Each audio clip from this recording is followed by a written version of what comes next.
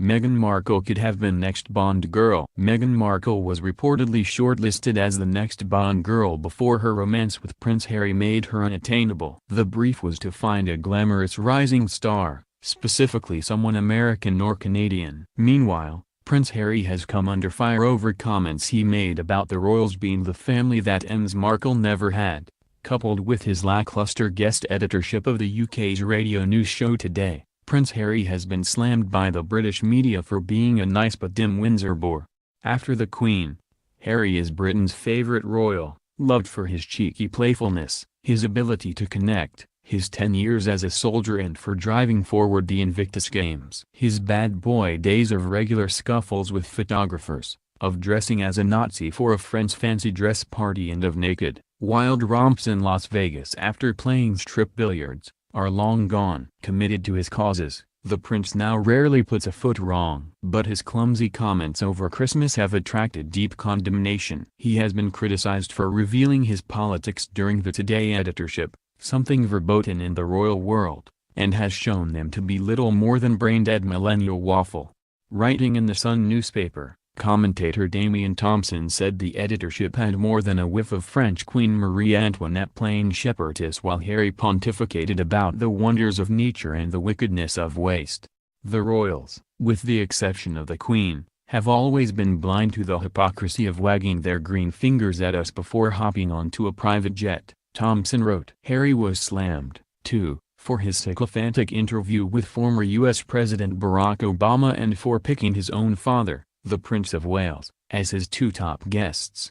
Harry didn't sound in the least eccentric or independent-minded. He spoke in the same right-on jargon as a B-list celeb, wrote Thompson. Meanwhile, commentator Jen Moore, writing in the right-wing Daily Mail, could hardly have been more excoriating for the usually perfect prince's faux pas over Meghan and the royals at Christmas.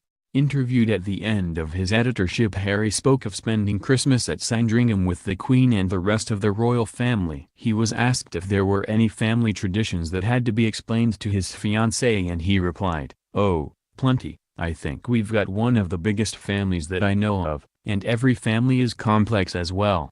No, look, she's done an absolutely amazing job. She's getting in there and it's the family, I suppose, that she's never had." The claim immediately brought scorn from Meghan's publicity-hungry half-sister, Samantha Grant, who reacted angrily to the newly engaged prince's comments and vented her anger on Twitter.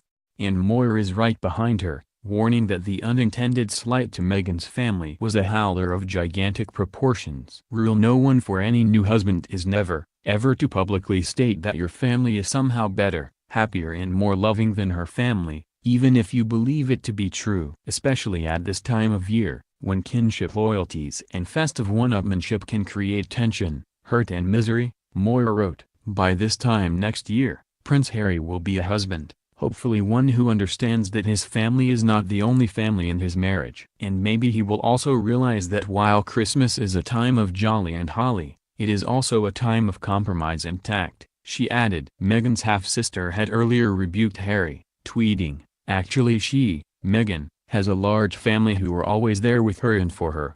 Our household was very normal and when Dad and Doria divorced, we all made it so it was like she had two houses. Meg's family, our family, is complete with sister, brother, aunts, uncles, cousins, and the glue of our family, our amazing completely self-sacrifice